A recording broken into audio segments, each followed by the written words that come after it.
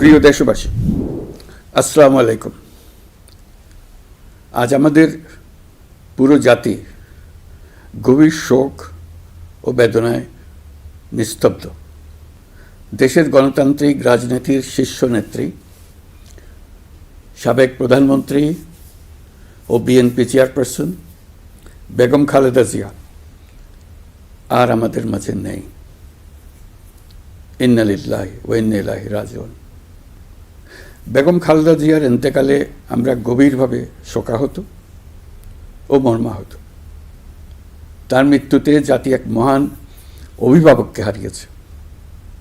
এই গভীর শোকের মুহূর্তে আমি তার পরিবারের সদস্যবৃন্দ, রাজনৈতিক সহকর্মী এবং অগণিত কর্মী সমর্থকদের প্রতি সমগ্র জাতির পক্ষ থেকে আন্তরিক সমবেদনা জানাচ্ছি।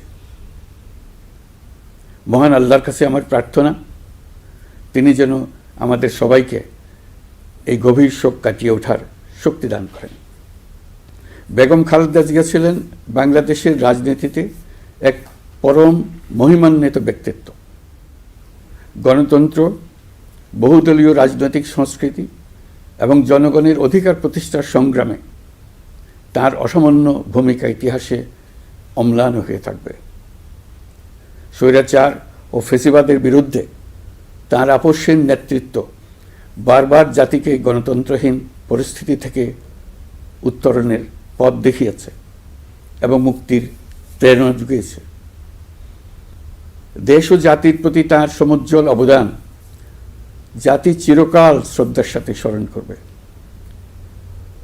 তাঁর দীর্ঘ রাজনৈতিক যাত্রা, গণমুখী নেতৃত্ব এবং প্রিয় মাতৃভূমির স্বাধীনতা ও সার্বভৌমত্বকে সমুন্নত রাখতে তাঁর অবিচল ভূমিকা অবিস্মরণীয় হয়ে থাকবে। এমন একজন মহান দূরদর্শী ও নিখাদ দেশপ্রেমিক নেত্রীর শূন্যতা পূরণ হবার নয়। প্রিয় দেশবাসী, এই শোকাবহ মুহূর্তে আপনাদের প্রতি আমার উদাত্ত আহ্বান, আসুন আমরা সবাই যার যার অবস্থান থেকে মহান আল্লাহর দরবারে বেগম খালেদা জিয়ার বিদেহী আত্মার মাগফিরাত কামনা করি। একই সঙ্গে জাতির এই কঠিন সময়ে আমরা যেন ঐক্যবদ্ধ থাকি। শোকের এই সময়ে কেউ যেন অস্থিতিশীলতা বা নাশকতার অপচেষ্টা চালাতে না পারে। এবং আগামীকাল তার নামাজে জানাজার দিনে একদিনে সাধারণ ছুটি ঘোষণা করছি।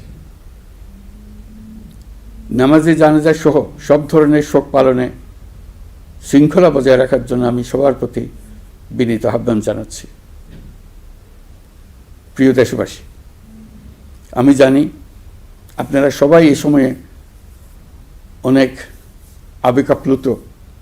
আমি আশা করছি শোকের এই সময়ে আপনারা ধৈর্যের পরিচয় দেবেন এবং তার জানাজা সহ সকল আনুষ্ঠানিকতা পালনে সংশ্লিষ্ট সবাইকে সহযোগিতা করবেন। মহান আল্লাহ তাআলা আমাদের সকলকে ধৈর্য, শক্তি ও ঐক্যবদ্ধ থাকার ক্ষমতা দেন। আল্লাহ হাফিজ।